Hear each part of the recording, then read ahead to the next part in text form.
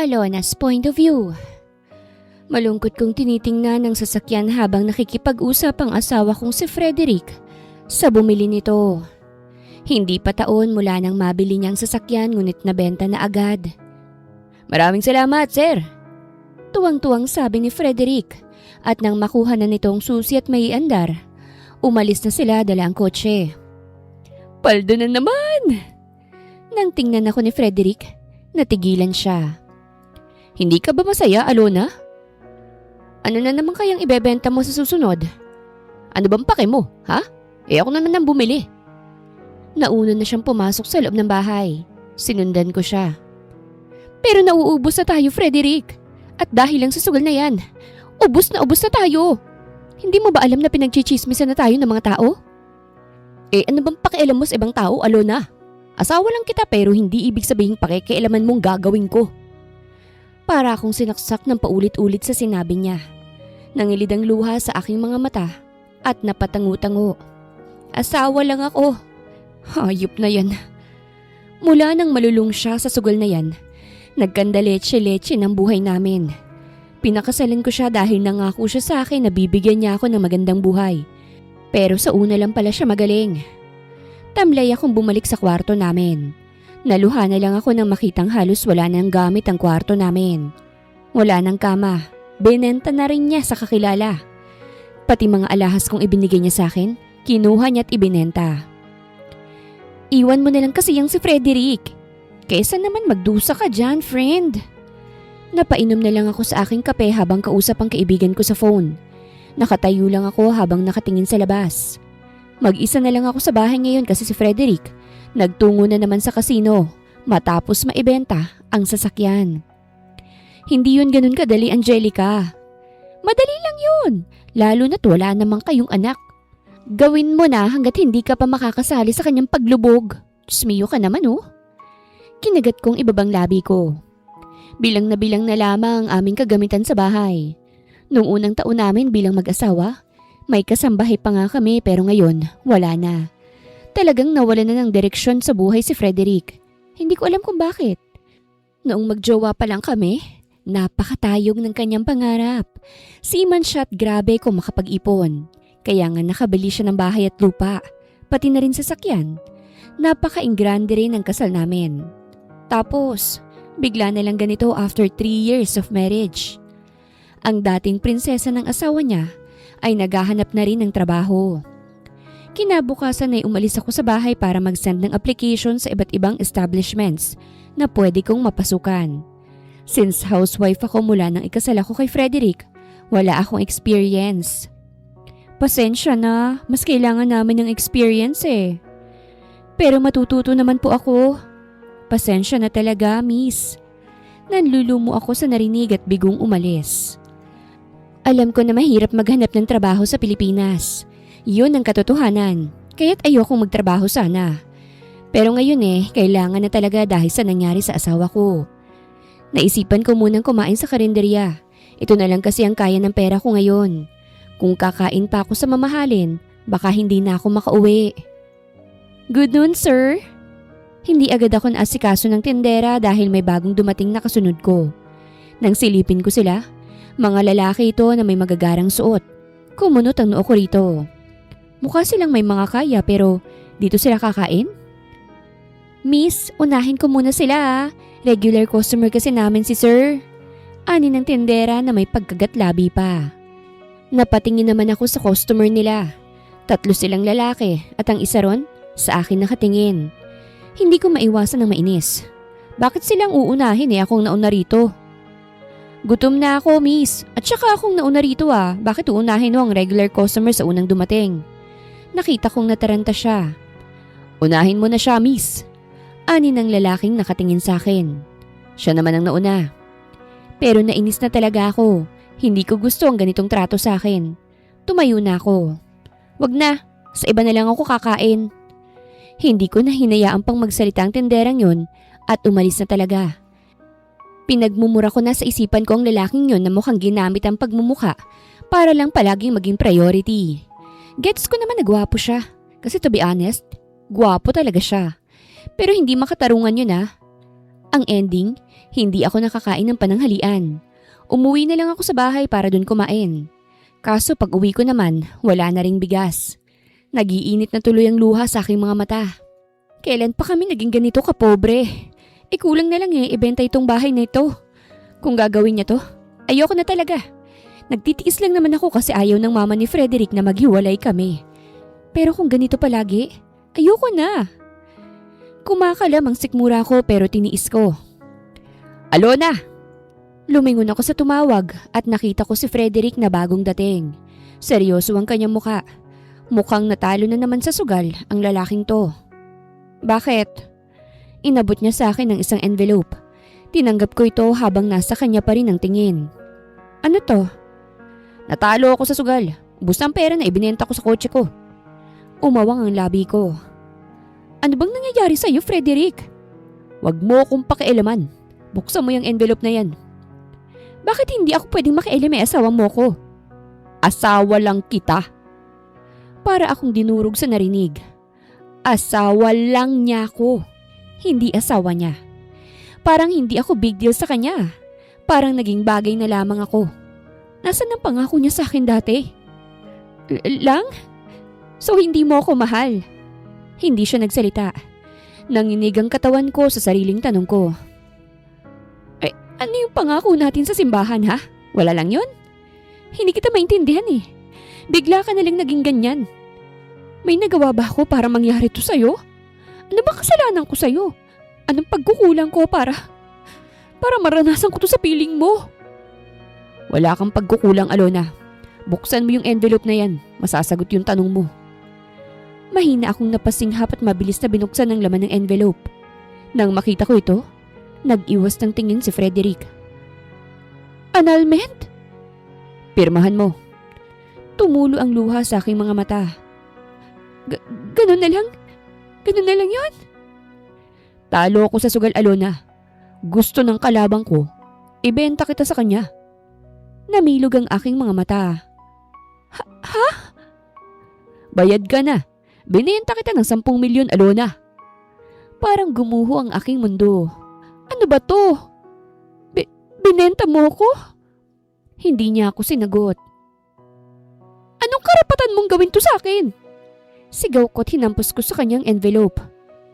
Anong karapatan mo? Ha? Pirmahan mo na lang para tapos na. Hayop kang talaga!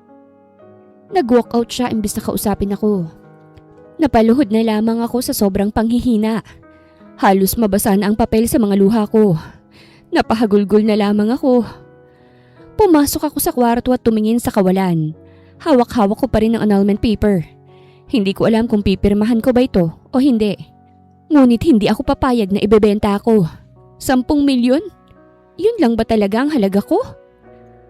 Mas mabuting pipirmahan ko ito at aalis ako bago pa mangyari yun. Asawa lang naman ako ni Frederick. Hindi ako importante sa kanya. At hindi ako papayag sa pagbebenta niya sa akin. Isusuplong ko siya sa pulis. Maingat na nag-impake ako ng tamang gamit lang. Nang matapos, maingat akong lumabas sa kwarto. Natigil ako nang marinig ko ang pag-ubo ni Frederick. Nakaramdam ako ng pag-aalala ngunit mas nag-aalala pa ako sa sarili ko. Dahil hindi ko alam, baka may dumating pa ditong tao para kunin na lang akong bigla. Gabi na nang tuluyan na akong makalabas ng bahay. Sobrang tahimik na talaga ng bahay namin kahit sa labas. Wala na yung dating kulay nito dahil sa nangyayari sa amin ngayon. Sobrang higpit ng hawak ko sa aking bag. Ito ang unang pagkakataon na gagawin ko ito sa buhay ko. Hindi ako sanay na umalis. Hindi ko rin alam kung maganda ba itong gagawin ko kasi wala naman akong mapupuntahan. Huminga ako ng malalim at palihim na sumilip sa kalsada. Mukhang wala pa namang darating. Ang poste na may ilaw lang ang nakikita ko at ang tahimik na kalsada. Mukhang wala pa namang dadaan. Nagsisimula na akong humakbang palabas ng gate. Kaso, agad ring natigilan nang may nakitang paparating na sasakyan. Mabilis akong napaatras at bumilis ang tibok ng puso ko. Mukhang hihinto sa bahay namin kaya't pumasok muli ako sa gate at nagtago sa may halamanan. Narinig kong padabog na pagsara ng pinto. Ito na ba ang bahay ni Frederick? Oo, ito ang nasa picture at lokasyon . Siguraduhin mo lang at malalago tayo kay sir kung hindi. Malaking perang binayad ni sir para sa babaeng yun ha. Kaya dapat nating madala yun. Nanlamig ang buong katawan ko.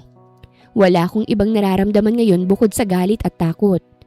Galit dahil nagawa ito ng sarili kong asawa at takot sa maaari nilang gawin sa akin kung sakaling mahuli nila ako. Bago sila tuluyang makapasok sa gate namin, tahimik ngunit mabilis akong tumakbo papunta sa likod ng bahay. May maliit na daanan kasi roon. Nagbabaka sakali akong walang haharang sa akin doon. Lumundag ako sa mababang bakod. Gasgas man ang tuhod ko, hindi ko na ininda. Ang mahalaga hindi nila ako makuha. Tumakbo ako. Hindi ko alam kung saan ako pupunta. Ang alam ko lang, kailangan ko nang tumakas. Humahagibis ang hangin sa tenga ko habang tumutulo ang luha ko sa takot. Parang anumang oras may hahawak sa akin mula sa likuran. Simple lang naman ang gusto ko sa buhay. Ang maging asawa at maging ina ng 3 anak. Pero kahit isa ron hindi nangyari. Oo, ikinasal ako. Pero hindi ko kailanman nagampanan ang pagiging asawa ko dahil ganun ang pinaparamdam ni Frederick sa akin. Akala ko mahal niya ako. Pero bakit ganito? Ang dali-dali lang sa kanyang gawin to. Lumalabo na ang tingin ko habang tumatakbo dahil sa luha. Kaya hindi ko namalayan na nabangga na pala ako. Aray! Nabitawan ko ang bagkot muntik nang matumba kung hindi ako nahawakan sa braso. Miss, okay ka lang? Napaangat ako ng tingin sa humawak sa akin. Natigilan ako nang makita ko kung sino ito. Nakilala ko siya. Siya yung lalaki sa karinderya. Kita ko ang paglaki ng mga mata niya nang makita ko. Napatingin ako sa likuran ko bago sa kanya.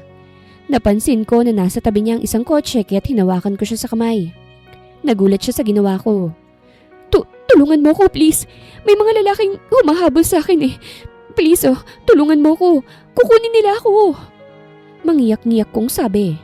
Siya na lang ang pag-asa ko para hindi ako mapasa kamay ng mga lalaking yon. Siya lang ang pwedeng tumulong sa akin ngayon. Napakunot ang noo niya. Saglit siyang lumingon sa likod ko bago tumingin sa akin. Sigurado ka ba? Seryoso ako, please. Nanginginig na ako sa kaba. Inalis niya ang pagkakahawak ko kaya't nataranta ako. Lumapit siya sa isang kotseng nakaparada at binuksan niya ang front door. Pasok ka, sumama ka sa akin. Hindi na ako nag-isip pa at sumakay na sa kotse niya. Hindi ko alam kung ito ba ang tamang gawin pero ang mahalaga, makawala ako sa mga taong yun. Yakap-yakap kong bag ko sa harap ko habang pinapatuyo ang sariling luha. Sobrang tahimik namin pero hindi ko rin alam kung anong sasabihin ko sa kanya kasi kaninang tanghali lang, sinusungitan ko pa siya. Bakit ka hinahabol? Pagbasag niya sa katahimikan. Humigpit ang hawak ko sa bag ko. Ibinenta ako ng asawa ko. Napasulyap siya sa akin bago ibinalik ang tingin sa daan. Ha? Bakit kanya ibinenta? Hindi ko alam. Hindi ko alam. Pasensya ka na, hindi ko yun masasagot Pwedeng idiretso mo na lang ako sa police station? Magre-report ako. Paniniwalaan ka kaya nila? Umurong ang dila ko sa tanong niya. Simpleng tanong lang yon pero tumpak. Paniniwalaan nga kaya ako ng mga pulis? Baka mapagkamalan pa akong baliw. Wala akong ebidensya para gawin yun. Gusto ko na lang humagulgol. Sumama ka muna sa akin. Napatingin ako sa kanya. Hindi ko siya kilala. Magandang ideya nga bang sumama sa kanya? Pwede ka nang umalis kung may mapupuntahan ka na. Dagdag niya pa dahil sobrang halata na nagdududa na talaga ako. O sige. Dumating kami sa isang malaking gate. Doon pa lang, nahulaan ko ng mayaman ang lalaking ito. Nang binati siya ng security guard at mga kasambahay na nakauniforme, mukhang bigating tao ang lalaking ito. Nakasunod lang ako sa kanya habang palakad siyang nagbibigay ng instruction sa mga kasambahay na sumusunod din sa kanya. Umakyat pa nga kami sa ikalawang palapag ng bahay at nang buksan niya ang isang pinto, humarap siya sa akin. Dito ka na muna mananatili. Tiningnan ko ang kwarto. Umawang labi ko nang makitang malinis at medyo may kalakihan ang kwarto. Parang hindi ko deserve ang humiga rito. Sigurado ka ba? Yes, gabi na. At mukhang pagod ka na, kaya hayaan mo muna ang sarili mo rito. Nang iwan niya akong mag-isa, sinara ko ng pinto ng kwarto at napaupo na lamang. Malalim na pagbuntong hiningang nagawa ko at tinakpan ng mukha gamit ang palad ko. Sumandal ako sa likod ng pinto at tahimik na lumuha. Sobrang magana ng mga mata ko. Yun ang nadatnan ko nang magising ako sa hindi pamilyar na kwarto at tiningnan ng sarili sa salamin. Sobrang tuyo rin ang aking labi. Maputla pa kaya't sobrang halata na stress ako sa nangyayari sa buhay ko ngayon. Nagbaba ako ng tingin sa kamay ko kung saan naroroon ang singsing. Ito ang singsing na nagsimbolo sa pangako ni Frederick sa akin bilang asawa ko. Sa 3 taon namin bilang mag-asawa, pinanghawakan ko ang pangako niya. Pero sa ginawa niya sa akin ngayon, parang hindi ko na kayang makitang suot-suot to kaya't hinubad ko ito at itinago. Maingat akong lumabas ng kwarto. Hallway pa lang ng 2nd palapag. Sobrang busy na ng mga kasambahay ngunit kahit ganon, hindi nila ako nakalimutang batiin sa tuwing madadaanan nila ako. Pagbaba ko pa lang ng mahabang hagdan, nakikita ko na ang iba't iba nilang gawain. May nagpapalit ng kurtina na sobrang haba, may nag-aayos ng flower vase at iba pa. Para akong nasa teleserye sa sobrang ganda ng aking nakikita. Parang ganitong-ganito ang buhay ko noong bago pang kasal namin ni Frederick. Prinsesang-prinsesa niya ako. Magandang umaga po, ma'am. May kailangan po kayo? Tanong ng isa sa kanila. Nasan yung... Hindi ko maibigkas kasi hindi ko naman alam ang pangalan niya. Si Sir Enrico po ba? Nasa kitchen po, ma'am. Nagluluto po. Napatango ako. Sasamahan na kita, ma'am. O sige po. Hindi maiwasang tumagilid ang ulot leeg ko sa madadaanan namin. Kay ganda ng bahay at ang ganda rin ng mga kagamitan. Halatang iniingatan. Hindi halata na dito nakatira ang lalaking yon. Sir, good morning po. Andito na po si ma'am. Iyon ang anunsyo ng babae nang nasa kitchen na kami bago niya kami iwan. Pinagmasdan ko ang kanyang postura. Naka-apron siya ngayon. Nakasandal ang isa niyang kamay sa counter habang hinahalo ang niluluto. Nang lumingon siya sa akin, nagulat pa ako nang ngumiti siya. Good morning, bati niya. Kamusta ang tulog mo? Ayos lang. Maupo ka na muna. Tatapusin ko muna itong niluluto ko. Sabay na tayong kumain. Nakaramdam ako ng hiya. Gusto ko na agad umalis sa bahay nito dahil mukhang nakakaabala ako ngunit kumakalam na rin ang tiyan ko, lalo na't naaamoy ko ang niluluto niya. Inaasar ka ba ng tiyan mo? Biro niya habang inilalapag ang plato sa harapan ko. Uminit ang pisngi ko sa hiya. Sorry, hindi ko mapigilan. Hindi kasi ako naghapunan eh. Sumeryoso ang mukha niya sa akin. Bakit hindi ka nagsabi kagabi? Pinangunahan ako ng takot. Nawala na sa isip ko. Ngayong umaga lang naniningil. Sige, kumain ka na ngayon. Tapos na rin to. Ihahain ko lang. Muli ko siyang napagmasdan. Ang awkward pala kapag tahimik kami pareho. Hindi na rin ako sanay makipag-usap sa isang lalaki bukod sa asawa ko. Tungkol pala sa karinderya kahapon? Hindi ko alam kung naaalala mo pa ba yon, pero gusto ko lang mag-sorry sa pag-a-attitude ko sa'yo. Talagang gutom na rin ako nun eh. Hindi ko naman intensyon na sungitan ka. Nilapag na niyang niluluto niya sa lamesa at tiningnan ako. No, ako ang dapat na mag-sorry. Hindi ka nakakain dahil sa amin. Regular na kami sa karinderya na yun eh, kaya siguro ganun. Sa yaman mo kumakain ka pala sa ganun? Hindi ko mapigil ang idagdag yun. Isa sa mga tauhan ko, ina niyang may-ari ng karinderya. Napatango ako. Akala ko tapos ng usapan kasi hindi na ako nagsalita. Kaso bigla siyang naglahad ng kamay. Enrico, pakilala niya sa kanyang sarili. Alona. Tinanggap ko ito pero mabilis ko ring inilayo ang sarili ko. Enjoy the food, Alona. Ngayon lang ulit ako nagluto. May chef naman dito. I just hope you like the food. Naparami ang pagkain ko ng almusal dahil wala nga akong kain kahapon. Niluno ko ng hiya ko dahil nandito na rin naman ako. Pinakilala niya rin ako sa mga kasambahay at tauhan niya. Lahat sila mababait. Girlfriend ka ba ni Sir Enrico? Namilog ang mata ko sa tanong niya. Hindi. Hindi niya ako girlfriend. Tumaas ang kilay ng isa. Talaga? Ikaw pa lang ang nadala niyang babae rito. Sa pagkakaalala ko kay Sir, naghahanap yun ng mapapangasawa eh. Sigurado bang hindi ikaw? Umiling muli ako. Hindi talaga. Isang araw lang naman talaga ang plano ko sa bahay na ito. at sa susunod na araw aalis na sana ako. Kaso nang gagawin ko na sana yon, hindi pumayag ang mga kasambahay. Pasensya na, ma'am. Hindi ka pa kasi pwedeng umalis. Wala pa kasi si Sir eh. Umalis din. Nanlumo ako. Pangit din namang umalis kung walang may-ari. Kailan kaya siya uuwi? Eh hindi po nagsabi, ma'am. Habilin naman ni Sir sa amin na hanggat wala siya kami munang mag-aasikaso sa'yo. Hindi na ako nagprotesta pat na natili muli ng ilang araw. Pabor din naman sa akin to kasi may matitirhan ako at wala rin naman ang may-ari. Sinamantala ko nilang ang kabaitan niya. Nagring bigla ang phone ko. Munti ko nang makalimutan na may phone pala ako kasi hindi ko naman ginagamit. Nang tingnan ko ito, namutla ako nang makita kung sinong tumatawag, si Frederick.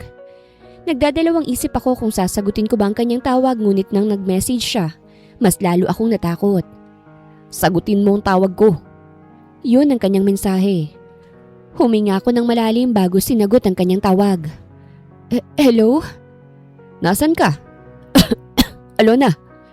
Napaubo siya sa gitna ng pagtawag niya. Ilang araw na, hindi pa rin ba nawawala ang ubo niya?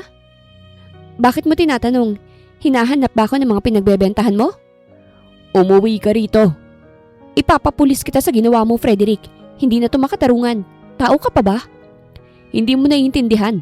Wala akong masamang intensyon sa'yo. Anong walang masamang intensyon? Ano tong pagbebenta mo sa akin hindi masama? Bobo ka ba? Hindi ko nga alam kung bakit minahal pa kita. Wala akong ibang ginawa kung hindi pahalagahan at mahalin ng isang katulad mo. Tapos sasabihin mong wala kang masamang intensyon? Alona, hanapin mo ako kung kaya mo. At ibinaba ko ang tawag na walang konsensya at enough ito para hindi na siya makatawag muli. Isang linggo kong nanatili sa bahay ni Enrico. Sa isang linggo na wala siya, prinsesang-prinsesa ako. Nakapagtataka man pero siguro mabait lang siya sa mga tinutulungan niya para tratuhin ako ng ganito. Nagugulat na lang kasi ako minsan. May padala na pagkain para sa akin, damit para sa akin, at sapatos para sa akin, na para bang dito ako nakatira. Miss, nagtatanong si Sir kung ano daw gusto mong pasalubong. Uuwi na raw kasi siya ngayong gabi. Napakurap-kurap ako sa tanong ng isang kasambahay. Nakakaramdam kasi ako ng kakaiba. Ha? Oo, wala naman. Ayos lang naman ako. Hindi ko maiwasang mapalunok. Kahit pagkain lang daw, miss. Umiling ako. Ayos lang talaga. Hindi ko maiwasang mailapag ang aking palad sa aking dibdib. Tumitibok to ng malakas. Ano bang ibig sabihin ng mga to? Nagkulong na lang ako sa kwarto upang iwasang makaramdam ng ganito. Dapat, broken-hearted pa rin ako ngayon dahil sa ginawa ng asawa ko. Ngunit bakit may umuusbong na panibago? Hindi to nararapat. Gabi na nang makauwi si Enrico. Nang tingnan kong oras, 11:11 na ng gabi at tulog na ang ibang kasambahay. Sumilip ako sa bintana at nakita ko na marami siyang dala. Hindi ko maiwasang purihin ang kanyang kagwapuhan at katangkaran. Para akong naninibaguhan kasi buong buhay ko. Si Frederick lang nakikita kong gwapo sa paningin ko. Kakaiba na yata to. Naisipan kong lumabas upang salubungin siya. Inayusan ko ang aking sarili para naman maging presentable ako sa kanyang harapan. Kaso, nang nasa hallway pa lang ako patungong hagdanan pababa, umalingaw-ngaw na agad ang kanyang boses. Nang silipin ko siya, nakita kong nasa pintuan siya ng bahay kaharap ang isang lalaking pamilyar sa akin ng suot. Sir, hindi pa rin namin nahahanap ang asawa ni Frederick eh. Anong gagawin namin, sir? Babawiin ba ang pera kay Frederick? Nanlamig ako sa narinig. Bakit nababanggit ang pangalan ni Frederick? Ako bang ibig nilang sabihin sa babaeng hindi pa nahahanap? Huwag niyo nang hanapin, wika ni Enrico. At huwag niyo na rin kunin ang pera kay Frederick. Bakit, sir? Matagal bago sumagot si Enrico. Nasa poder ko na ang asawa niya. Isang linggo na kaya tigilan niyo na ang paghahanap. Napaatras ako. Nanginginig ang mga tuhod ko. Halos hindi ko maramdaman ang sahig sa ilalim ng paa ko habang pilit akong bumabalik sa kwarto. Isinara kong pinto. At doon ako tuluyang bumagsak. Pinisil ko ang bibig ko para hindi makasigaw habang tuloy-tuloy ang pag-agos ng luha ko. Pumasok ako sa lungga niya. Sa kanya ako nanghingi ng tulong kasi akala ko makakatakas ako sa taong pinagbentahan sa akin ni Frederick. Ngunit siya pala ang bumili sa akin. Si Enrico! Parang nagboluntaryo na lang ako. Hindi na siya nahirapan kasi kusa akong sumama sa kanya. Wala man siyang ginagawang masama sa akin sa ngayon, ngunit malay natin. Ayoko makampante. Ang katotohanang binili niya ako, masama ng intensyon niya. Bakit kailangan niyang bumili ng babae? Sa gwapo niyang mukha, sigurado naman akong may handang papato sa kanya. Hindi siya mauubusan. Kaya bakit? Hindi ako pinatulog ng revelasyon. Hinintay kong dumating ang madaling araw para makaalis. Hindi na dapat ako nandito kasi lungga ito ng pinagbentahan ni Frederick sa akin. Maingat akong lumabas ng bahay. Kahit may mga security siya, nalampasan ko rin to dahil maliit naman akong tao. Nang tuluyan ako makalabas, bumigat ang aking pakiramdam. Napakabuti pa naman ang ipinakita ni Enrico sa akin at ng mga tauhan niya. Pero hindi ko matatanggap to kaya taalis ako. Ilang metro nang nilakad ko palayo sa bahay ni Enrico nang matigilan ako. May nakita kasi akong panibagong van at nasa labas to. Naghihintay ang ilang lalaking naninigarilyo. Nang makita nila ako, natapon nila ito at lumapit sa akin. Umatras ako. Sino kayo? Humigpit ang hawak ko sa bag ko. Nakita kitang lumabas sa bahay ni Enrico Salvatierra. Girlfriend ka ba niya? Umiling ako. Hindi. Lalagpasan ko na sanang lalaking nagtanong kahit kinakain na ako ng kaba. Ngunit nahawakan niya ako sa braso at pinabalik sa pwesto niya. Kinakausap pa kita, miss. Ayaw na ayoko pa naman yung sinungaling. Hindi nga ako girlfriend ni Enrico. Sa ganda mong yan, imposibleng hindi ka pinatulan ng lalaking yun. Huwag kang sinungaling. Napasigaw ako nang kinaladkad niya ako pero agad ding tinakpan. Tinulungan siya ng mga kasamahan niyang makapasok ako sa van at nang maipasok na, may ipinaamoy sila sa akin na nagpawala sa akin ng malay. Enrico's point of view. Nagising ako kinaumagahan sa bungad ng tawag ni Mama. Malaki ang ngiti sa kanyang labi habang ako, antok na antok pa. Anak, bakit ka pa nakahiga riyan? Anong oras na ba? Do you have any plans to see us? Yeah. At ano? Ipapakilala mo na ba sa amin ng babaeng pakakasalan mo? Doon ako natigilan. Hindi ko pa alam kung paano sasabihin sa babaeng yun ang tungkol rito. Ang alam niya lang, tinulungan ko siyang makalayo sa balak kumuha sa kanya kahit ang totoo. Ako itong bumili sa kanya mula sa sugarol niyang asawa. I'll think about it. You'll think about it? Come on, anak. Kailan ka pa ba mag-aasawa? Kapag 30 ka na? 40? Mangyayari din yan, Mama. At gusto ko ng maraming apo, ha? Ikaw lang naman ang anak namin ng papa mo. Kaya sana naman tuparin mo. Hindi ka naman bakla, di ba? Of course not. At the end of this month, dapat makilala ko na yung babaeng pakakasalan mo. Kasi kung wala kang ipapakilala, ako na lang ang kikilos. Ipagkakasundo kita whether you like it or not. Napasapo na lamang ako sa aking noo matapos ang tawag. Bumangon na ako saka naligo. Kailangan kong maharap ang babaeng yun at sabihin sa kanyang totoo. Isang linggo kong wala dahil sa business trip kit nawalan ako ng oras kausapin siya. Matapos kong maligo't magbihis, lumabas na ako ng kwarto at bumaba, patungo sa unang palapag. Kita ko na hindi maipinta ang itsura ng mga kasambahay nang makita ko kaya't nagtaka ko. May nangyari ba? Ba't ganyan ang mga itsura nyo? Nag-aalin lang ang lumapit ang isang kasambahay sa akin na si Jonicia. Sir, kasi ho si ma'am, umalis ho. Nagsalubong ang kilay ko sa narinig. Ano? Anong ibig mong sabihin? Kinakatok ho namin ang kwarto niya, sir. Kanina para sana mag-agahan na. Hindi siya sumasagot kahit pinasok namin. Tapos wala na siya roon. Namilog ang mga mata ko. Umalis siya?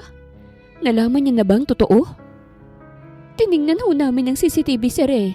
Umalis po siya kaninang madaling araw. Unti-unting kumuyom ang aking kamao. Hindi ko rin maintindihan ng sarili ko kung bakit ko pa binili ang babaeng yun. Pero dahil sa asawa niyang desperado sa pera, pinatulan ko. Ngayon ako pang na-stress dahil sa babaeng to. Tumunog ang phone ko sa kalagitnaan ng pagpapanik ng lahat.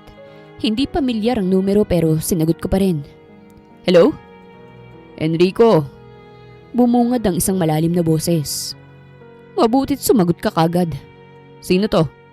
Hulaan mo. Hindi ako nakikipagbiruan dito. Ano bang kailangan mo? Wala akong kailangan. Pero sigurado, ikaw meron kang kailangan sa akin. Umigting ang aking panga. Anong ibig mong sabihin? Nasa amin lang naman ang babaeng hinahanap mo. May hinahanap ka, di ba? Send ko sa iyo yung picture, ha? May sinend siyang picture. Isang babae na walang malay habang nakatali ang kamay. Nakahiga to sa sahig. Umawang ang labi ko. Ano? Nakita mo na? Humagalpak to ng tawa. Kung gusto mo pa siyang makitang buhay, puntahan mo kami rito. Ikaw lang mag-isa, magdala ka ng kwarta. At naputol ang tawag. Umigting ang aking pangat agad tinawagan ng aking mga tauhan para i-locate ng lokasyon ng tumawag sa akin. Pwede ko namang pabayaan na lamang ang babaeng yun dahil pinili niya namang layasan ako. Pero hindi ko napakinabangan ang perang binayad ko sa asawa niya. Kaya kailangan ko siyang iligtas. Sir, sasama kami. Sa malayo lang kayo. Hindi pwedeng mahalata na may kasama ako. Kinuha ko ang susi at baril ko. Hindi ako nag-aksaya ng oras at umalis na.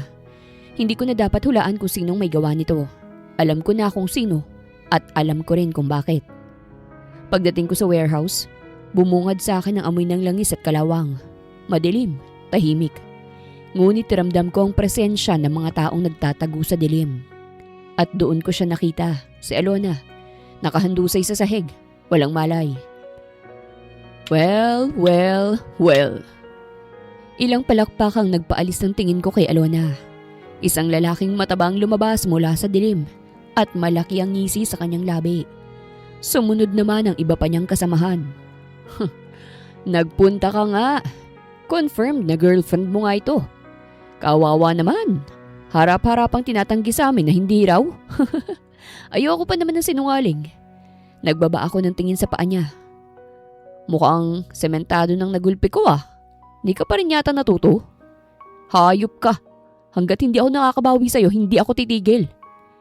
Baka sa susunod, buong katawan mo nang ipapasemento mo. Ani ko na ikinasira ng mukha niya. Yabang mo talaga. Hindi ako nandito para lumpuhin ka ulit. Ibalik mo siya sa akin nang matapos ng usapang to. Akala mo ba gagawin ko yun?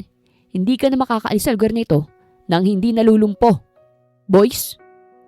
Lumabas mula sa dilim ang mga minions niya na may dalang 2x2 na kahoy. Kung sana hindi mo ako nilumpot, hindi mo ako nilugi sa sugal, hindi ito mangyayari. Umangat ang kilay ko. Bakit? Ako bang kalaban mo sa sugal? Hindi ako nagsusugal. Hayop ka talaga. Lumpuhin niyo yan! Sigaw niya. At nang lumapit ang mga minions niya sa akin, nakita ko na naglakad siya patungo kay Alona.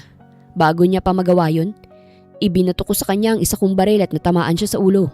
Kaya hindi siya nakalapit kay Alona. Aray! Bumagsak ang matabang lalaki sa sahig. Hawak ang ulo matapos tamaan ng baril na ibinato ko.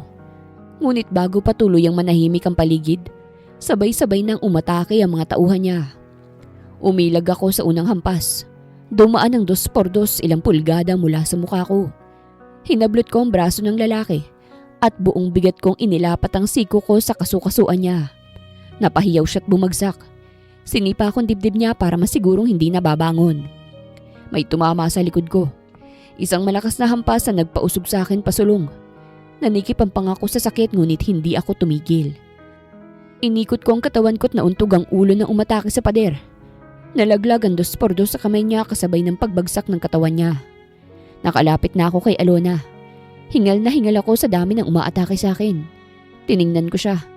Para siyang manika na nakahandusay. Hindi ko maintindihan kung bakit kinakailangan siyang ibenta ni Frederick sa akin. Napakaganda niya para ganituhin. Sobrang miserable ng buhay niya at parang ako pang tagapagligtas niya. May gana pang bumangon ulit ang lalaking binato ko ng baril sa ulo kaya't lumapit ako at tinapakan ng likod para hindi na siya bumangon pa. Aray! Umigting ang aking panga. May gana ka pang kalabanin ako ulit ha? Nandamay ka pa talaga ng babae. Kapag hindi mo pa ako tinantanan, wala ka nang sesimentuhin sa katawan mo. Maliwanag ba? Oo, wag mo nang tapakan. Minsan kasi, dapat marunong tayong tumanggap ng pagkatalo. Diniinan ko ang pagkatapak sa kanya kaya't sumigaw muli siya. Natigil lang ako nang pumasok na mga tauhan ko. Sir, may dugo ka sa ulo mo. Ngayon ko lang napagtantong sinabi niya. Napahawak ako sa ulo ko at nang tingnan ko ang palad ko, may dugo na nga mula sa ulo ko. Nagbaba ko ng tingin kay Alona na Sleeping Beauty pa rin. Umigting ang pangako. Sir, hindi na ako nagsalita at kinuhang napakagaan na si Alona. Tiningnan ko siya ng mabuti bago ako nagsimulang maglakad, kahit na masakit pa rin ang katawan ko sa nangyari kanina. Alona's point of view. Nagising ako sa mabigat na pakiramdam sa ulo ko. Pakiramdam ko may humampas sa ulo ko sa sobrang sakit. Mabuti naman ma'am at gising ka na. Napabalikwas ako ng bangon at umatras nang makita ang isa sa mga kasambahay ni Enrico. Napasandal ako sa headboard at litong-lito. Bakit ako nandito? Dinala ka po ni sir dito nang walang malay. Anya sa akin. Ha? Inalala kong huling nangyari sa akin. Hindi ako tuluyang nakaalis dahil hinarangan ako ng mga lalaki. Ipinasok nila ako sa van at pinaamoy ng pampahilo. Kaya siguro ganito na lamang nararamdaman ko ngayon. Pero ano? Dinala ko ni Enrico? Iniligtas niya ako? Nasaan na siya? Hindi mo pa po siya pwedeng makita, ma'am eh. Lubha pong napuruhan si sir para lang makuha kang pabalik. Hindi ako makapaniwala. Talagang nangyari yun? Nakaramdam ako ng konsensya. Malubha ba talaga? Nang dumating ho siya rito, duguan ho yung ulo niya, ma'am. Nawalan ho siya ng malay. Namutla ako. Pero wag ka mag-alala, ma'am. Hindi naman siya pababayaan ng doktor at lalo na ng Diyos. Tumango ako ngunit sa kaloob-looban ko, sobrang kabado ako. Kasi naman hindi ko inaasahan na ililigtas niya ako. Hindi niya naman ako kaano-ano. Siguro nasasayangan siya sa 10 milyon na ibinayad niya sa asawa ko. Pero pwede naman niyang singilin yun pabalik, imbis na habulin pa ako. Pero hindi niya ginawa. Kahit napahamak siya, ang mahalaga na ibalik niya ako rito. Hindi na lang ako nagprotesta at hinayaan silang asikasuhin ako. Ilang araw din akong tahimik pero sa kaloob-looban ko, gusto kong makita si Enrico para makausap siya. Kaya naman nang umayos ng pakiramdam ko, lumabas ako ng kwarto at maingat na naglakad patungo sa kwarto ni Enrico. At dahil hindi tuloy ang nakasarang pinto, nakapasok ako. Nanindig ang aking balahibo nang makitang medyo madilim ang kwarto ngunit sobrang lamig. Unti-unti akong humakbang palapit para matanaw siya.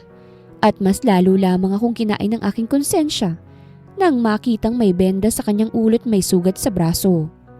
Tulog na tulog rin siya. Siguro hindi pa talaga siya maayos gaya ko. Bumigat ang pakiramdam ko. Guilty ako at mukhang hindi pa ako handang humarap. Aatras na sana ako nang may humawak sa kamay ko. Napatalon ako sa gulat. Tiningnan ko siya at nakita ko nagising na siya. Mulat na ang kanyang mga mata. What are you doing here? Sinubukan kong hilahin ang aking kamay pero humigpit ang kanyang pagkakahawak. Kahit nasa ganyan siyang sitwasyon. Sagutin mo ko. Why are you here?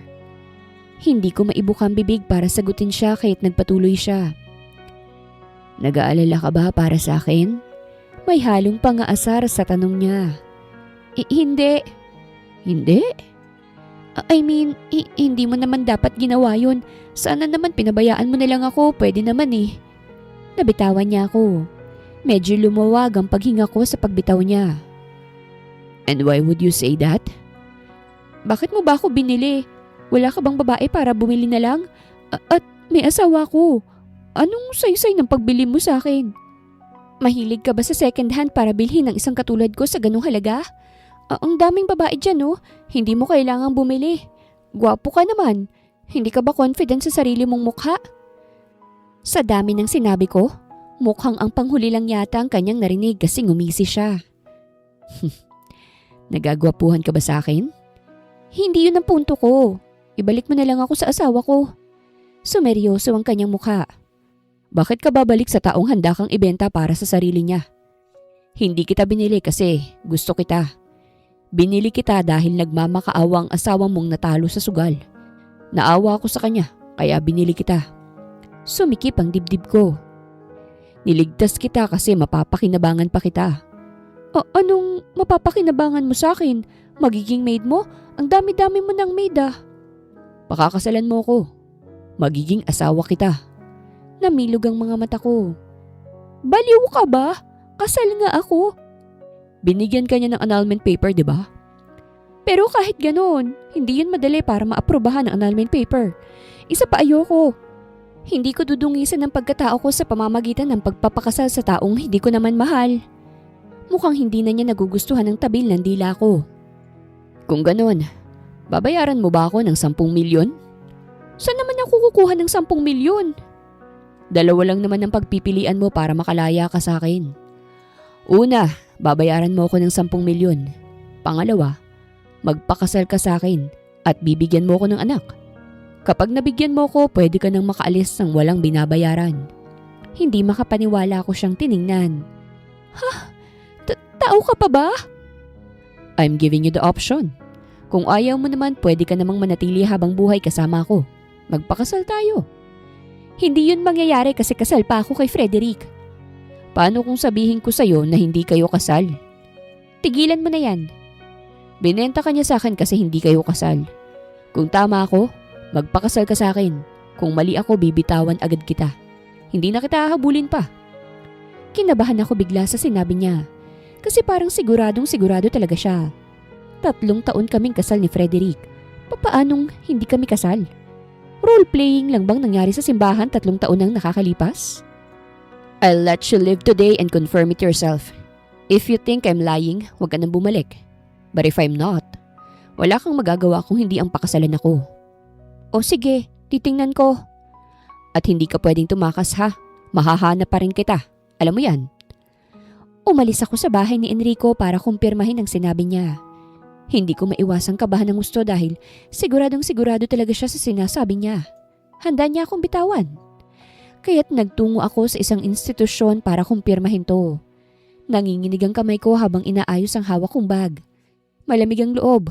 Kulay abo ang mga pader. Tahimik at amoy papel at tinta. Isa yung tanggapan na madalas puntahan ng mga taong kumukuha ng importanteng mga dokumento. Good morning po.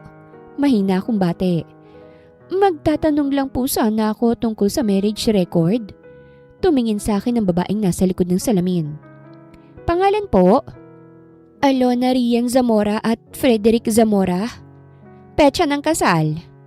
March 18. Mabilis kong sagot. Kabado akong napalunok. Sa simbahan po kami ikinasal. Nag-type siya sa computer.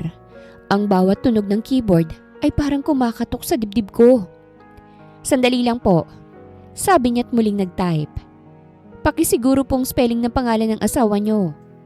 Sinabi ko naman ng tunay na spelling at muli siyang nag-type. Ramdam kong pinagpapawisan ng mga palad ko. Meron yan. Meron yan. Paulit-ulit kong sinasabi sa isip ko. Ilang segundo pang lumipas bago siya tumingin muli sa akin. Ma'am, wala po kaming nahanap na marriage record sa pangalang ibinigay ninyo. Para akong nabingi. Paano po yun? Hindi po pwede. Kinasal po kami sa simbahan eh. May reception, may ninong at ninang. May litrato nga po kami. May hawak po ba kayong marriage certificate? Tanong niya. Sabi po ng asawa ko noon, siya na raw pong mag-aasikaso. Hindi ko na po yun inisip pero may naipakita naman siya sa akin dati. Papaano? Nagpalitan ng tingin ng babae at ang isa pang staff sa loob. Ma'am, kung walang rehistradong kasal sa PSA, ang ibig sabihin lang po nito ay hindi ito naipasa o hindi na irehistro. Paano ganon? 3 taon na kaming kasal ng asawa ko eh. Hindi po ba pwedeng delayed lang? Nanginginig kong tanong. Kung delayed po, may record pa rin po kami pero sa ngayon wala po talagang nagre-reflect. Napaupo ako sa upuang malapit sa counter. Parang may humigop ng lakas sa buong katawan ko. So, hindi ako kasal? Hindi siya agad sumagot. Sa halip, maingat niyang sinabi. Ma'am, sa mata ho ng batas, hindi po. Salamat po. Mahina akong sabi. Kahit parang hindi ko alam kung bakit ako nagpapasalamat. Magandang araw mga viewers!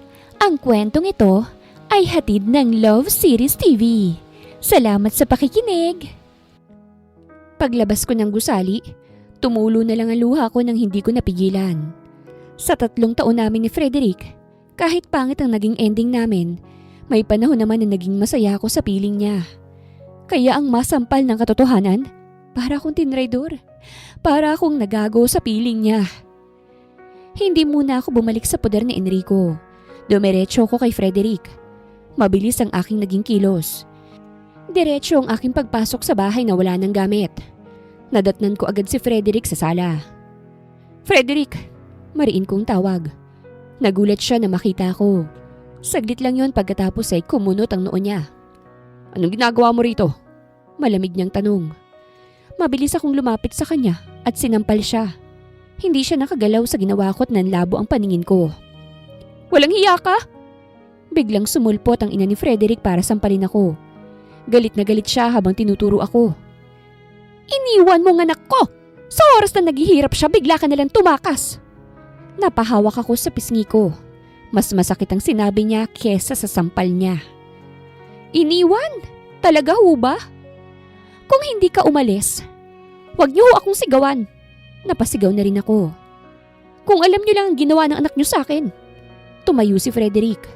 "Tumigil ka, Alona." "Tumigil?" Bumaling ako sa kanya. "Binenta mo ko, Frederick, dahil sa sugal mo. 10 milyon. 10 milyon lang ang halaga ko sa'yo." Nanlaki ang mata ng nanay niya. Anong sinabi mo?" "Tanungin niyo ho yung anak niyo." Mariin kong sabi habang nakatitig kay Frederick. "Tanungin niyo kung anong ginawa niya. Kung bakit niya ako dinadamay sa mga kalokohan niya." "Hindi totoo yan." "Hindi totoo. Kung ganun, bakit nasa puder ako ng lalaking yun? Ni Enrico. Kilala mo siya, di ba, Frederick? Enrico?" Napatingin ng kanyang ina kay Frederick. "May isa pa." Dugtong ko. Mas mabigat na ngayon ang bawat salita. "Nalaman ko rin po na hindi pala rehistrado ang kasal namin." Parang may bumagsak na plato sa katahimikan. "Ano?" Halos pabulong na tanong ng ina niya. "Ano bang nagawa ko sa'yo, Frederick? Sana sinabi mo nung una pa lang na ayaw mo akong pakasalan. Hindi yung ginagago mo ko ng ganito.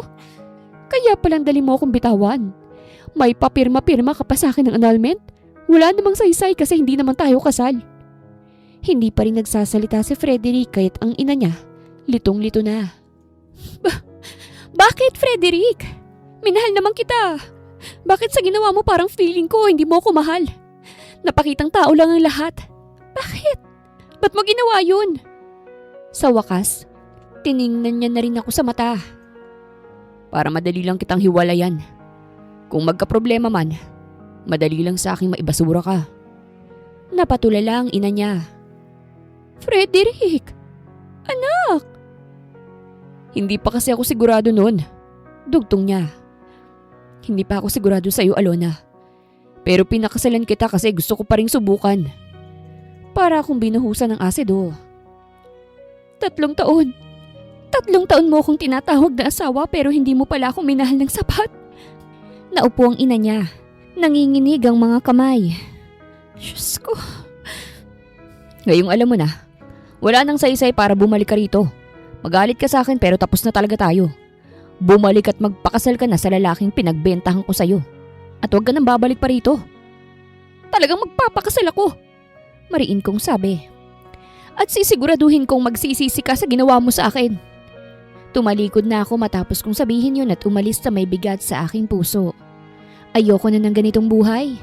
Napakalaking kagaguhan. Nasayang ang 3 taon ko sa lalaking wala naman palang nararamdaman para sa akin. Pumayag na ako sa gusto ni Enrico kalaunan. Pumayag ako na magpakasal sa kanya at bigyan siya ng anak. Sobrang lamig na ng puso ko.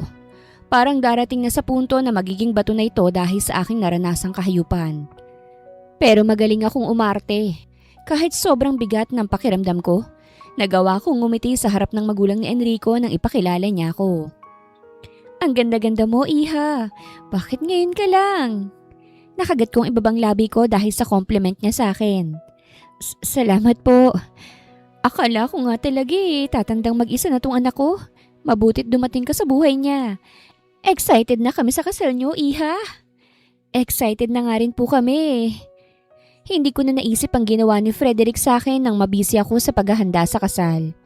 Mula sa pagpili ng gown hanggang sa photoshoot. Pangalawang beses nang nangyari to sa buhay ko ngunit pakiramdam ko, totoo na itong pangalawa. Bago kasi kami ikasal sa simbahan, may contract na agad kaming pinirmahan. For formalities na lang ang pagpapakasal sa simbahan. Dumating ang araw ng kasal.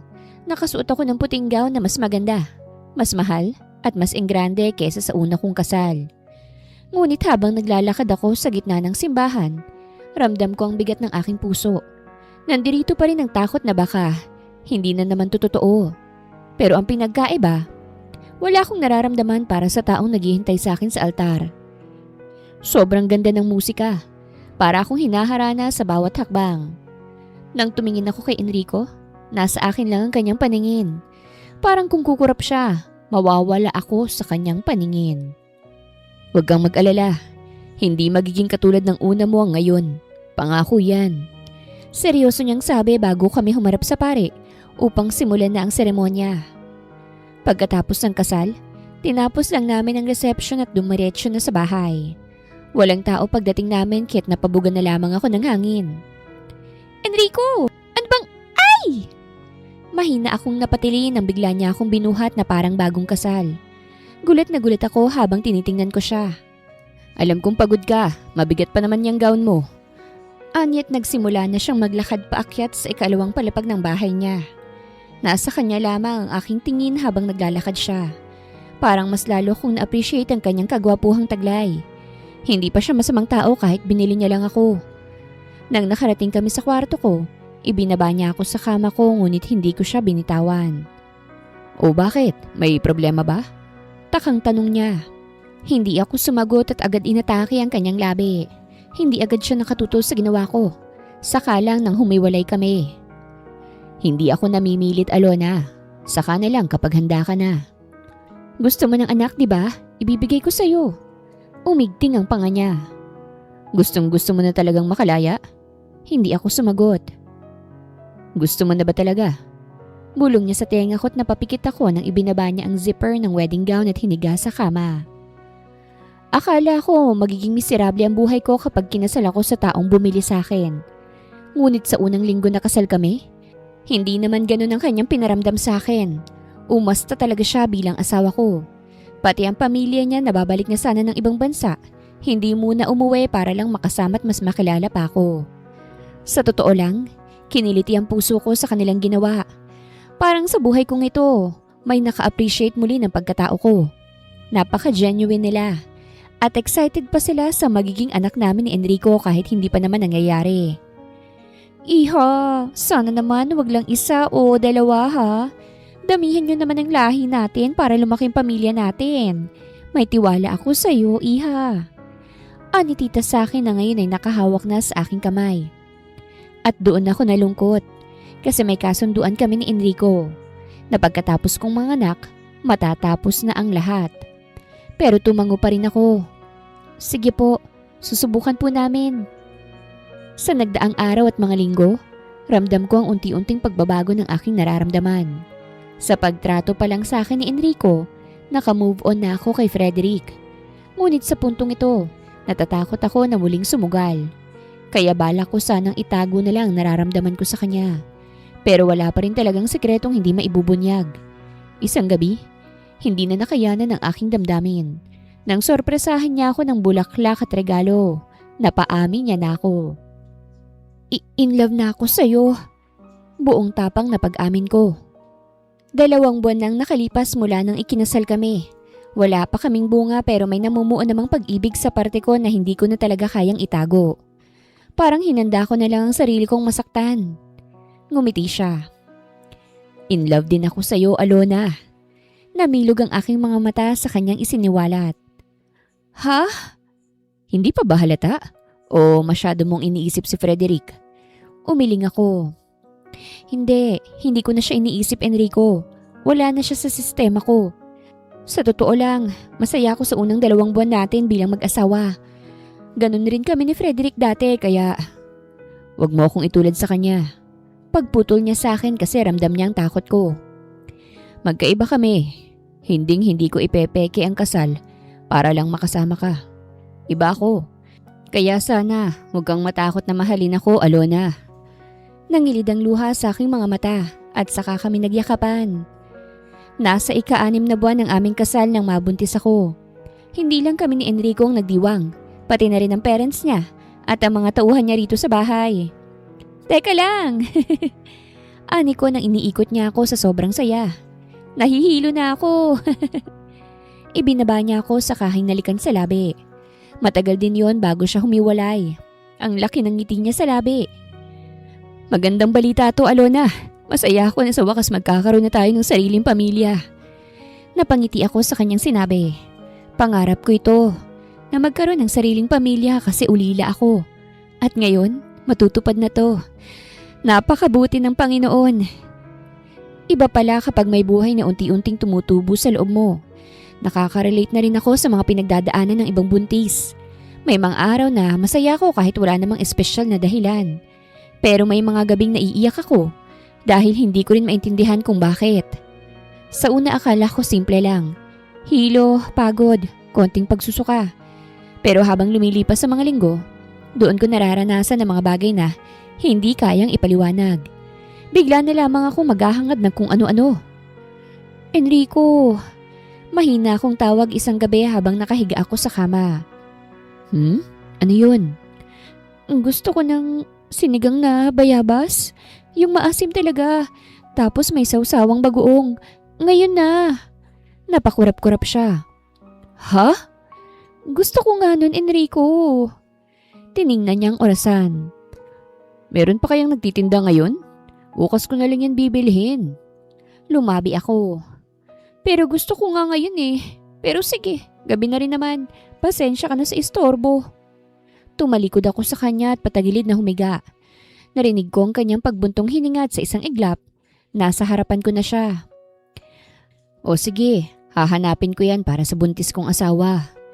Hinalikan niya ako sa labi bago siya umalis para kunin ang gusto kong cravings. Sa totoo lang, ang tatag ng asawa ko sa pagbubuntis ko. Ang haba rin ng pasensya niya. Kahit minsan ang OA ko na talaga, hindi niya ako sinukuan. Pilit niya akong iniintindi kasi alam niyang mahirap ang pagbubuntis. Naiiyak ako sa totoo lang kasi pangarap ko lang ang ganito noon. Pero nangyari na nang ikinasal ako sa kanya. Nang ilang buwan ng tiyan ko, muli akong sinamahan ni Enrico sa check-up. Nakaduster na lang ako dahil hindi na kasyang karamihan sa mga damit ko. Kita na talaga ang paglaki ng tiyan ko. At kahit ayokong aminin, bahagya na rin akong tumaba. Hindi na ako yung dating payat at balangkinitan. Pero sa tuwing tinitingnan ako ni Enrico, parang wala siyang nakikitang pagbabago, maliban sa mas lalong pag-iingat. Dahan-dahan lang. Paalala niya habang naglalakad kami sa hallway ng ospital. Hawak ang kamay ko. Hindi naman ako babasagin. Pabirong sagot ko. Pero hindi ko inaalis ang kamay ko sa kanya. Pagpasok namin sa klinik, sabay kaming umupo sa harap ng doktor. First parent kaming dalawa kaya't kahit simpleng paliwanag, nakikinig kami ng mabuti. Normal naman daw ang lagay ng baby. Malakas ang tibok ng puso. Maayos ang development. Habang nagsasalita ang doktor, magkahawak ang kamay namin ni Enrico. Nakapatong yun sa tiyan ko. Mukhang masigla ang baby nyo, sabi ng doktor habang tinitingnan ang resulta. Malakas ang kapit. Napangiti ako. Ramdam kong bahagyang paggalaw sa loob. Isang munting sipa na parang sagot sa sinabi ng doktor. Parang gumagalaw siya. Mahina akong sabi. Napatingin agad si Enrico sa tiyan ko. Talaga? Tumango ako. Oo. Dahan-dahan niyang hinaplos ang tiyan ko. Parang takot na baka masaktan. Anak, nandito lang kami. Napangiti ako saka napapikit. Wala na talaga akong hihilingin pa kung hindi ang maging successful ang marriage na ito at maging happy ang buhay ko. Paglabas namin ng klinik, hindi agad niya binitawan ang kamay ko. Salamat, bigla niyang sabi. Para saan? Dahil pinagkatiwala mo sa akin ang puso mo. Alam kong hindi naging magandang paraan ng pagkikita natin. Ngunit pangako, iingatan ko kayo ni baby. Pangako yan. Ang swerte ko naman sa iyo, Enrico. Sana tayo ngayon? Sobrang aga pa para umuwi. Ani ko nang naglalakad na kami sa hallway palabas ng ospital. Parang may gusto kong kainin. Sabihin mo lang, pupuntahan natin yan. Date natin ngayon. Napangiti kami sa isa't isa habang hawak niya ang aking kamay. Ngunit ang saya na aking nararamdaman ay parang apoy ng kandila na bigla na lamang pinatay ng pagliko namin may hindi inaasahang tao kaming nakasalubong. Nakita ko si Frederick. Nakasakay siya sa wheelchair habang tulak siya ng kanyang ina. Nakabonet siya. Halos matakpan ang ulo at putlang-putla ang mukha. Namayat din siya. Hindi katulad noong huli ko siyang nakita. Anong nangyari sa kanya? Alona? Tawag ni Enrico nang mapansin niyang bigla akong nanigas. Hindi agad ako nakasagot. Nakatitig lang ako sa lalaking minsan kong minahal. Nang mapansin ni Enrico kung sinong tinitingnan ko, agad niya akong hinawakan. Alona, are you okay?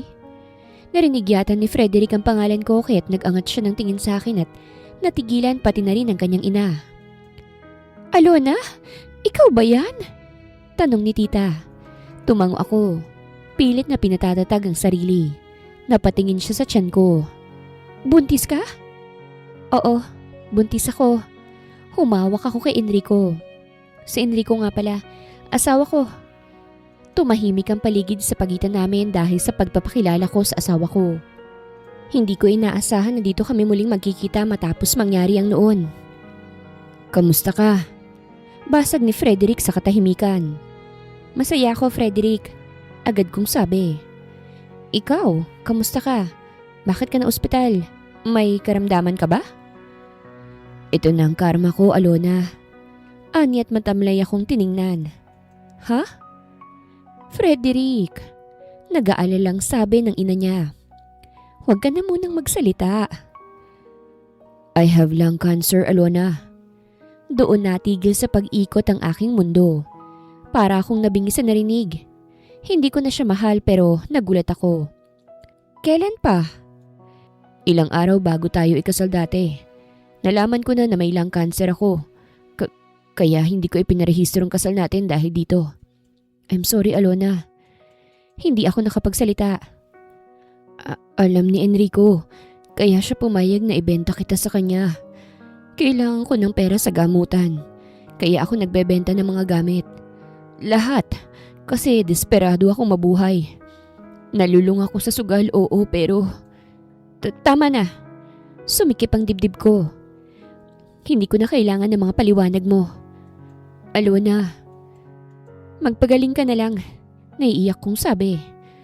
Mas lalo mo lang akong pinadismaya kasi hindi mo pinaalam sa akin na may dinadamdam ka pala dati. Napagtanto ko talaga na wala talaga akong halaga sa iyo, Frederick. Pero okay na ako ngayon. Sobrang okay na, Frederick. Kaya ikaw, sana maging okay ka na rin. Tumango siya. Sana nga.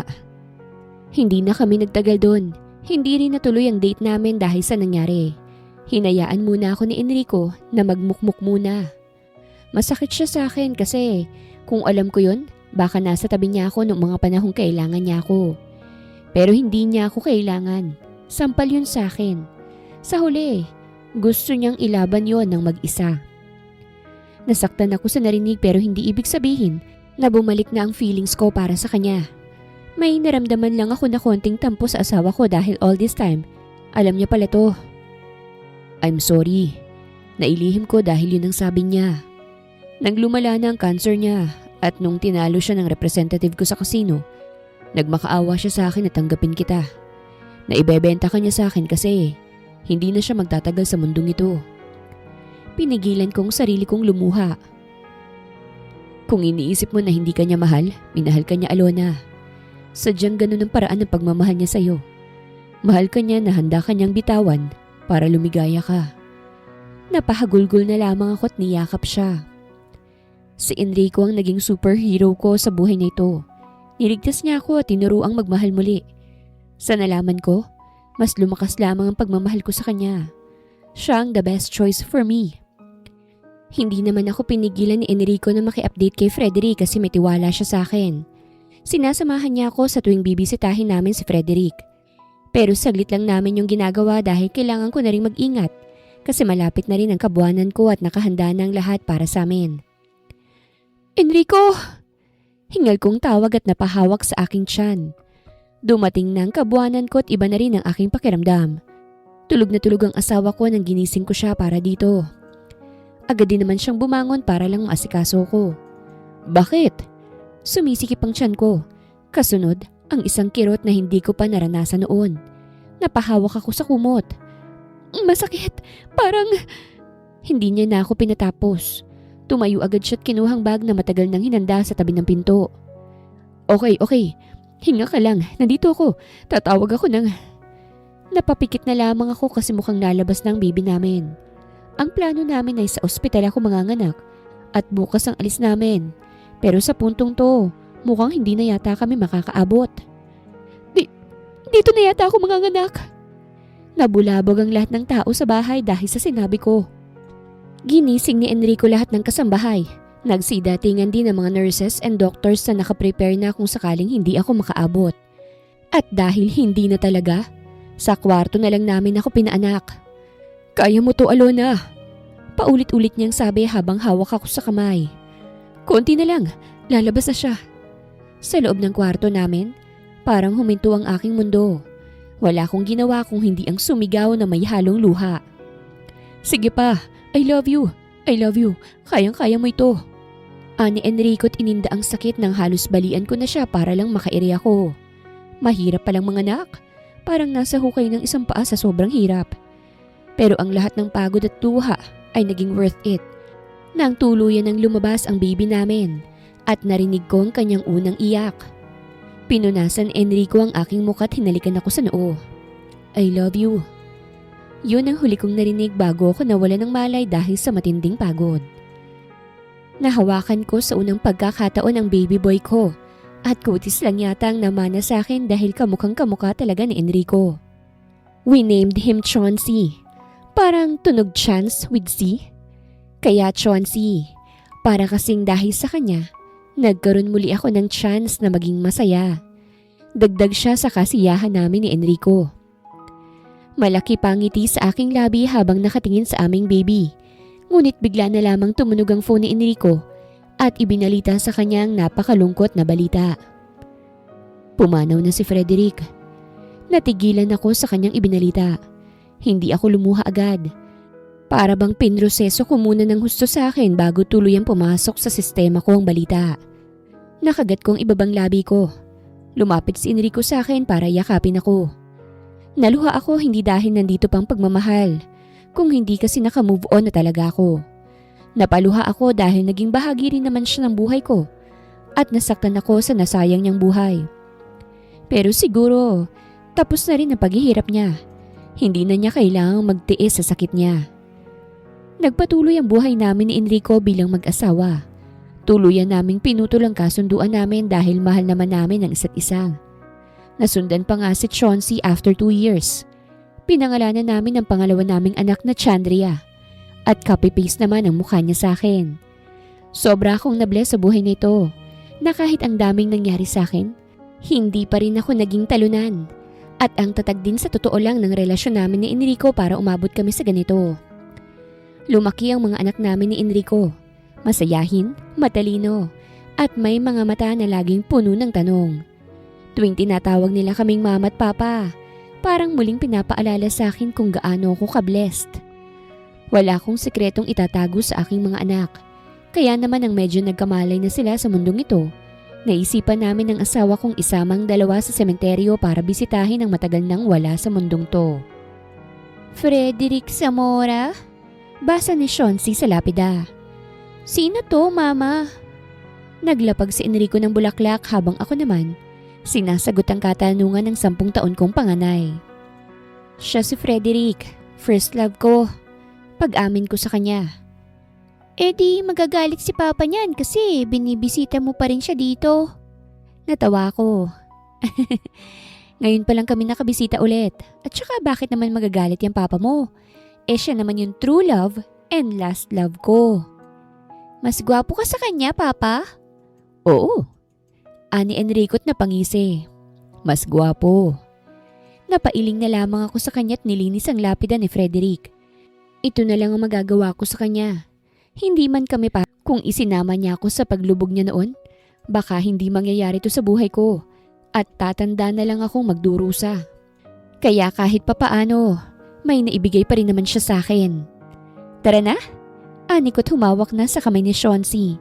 Magbabakasyon pa tayo! Yay! Humawak din ako sa kamay ni Enrico habang hawak niya naman ang kamay ni Chandria at humakbang ng paalis.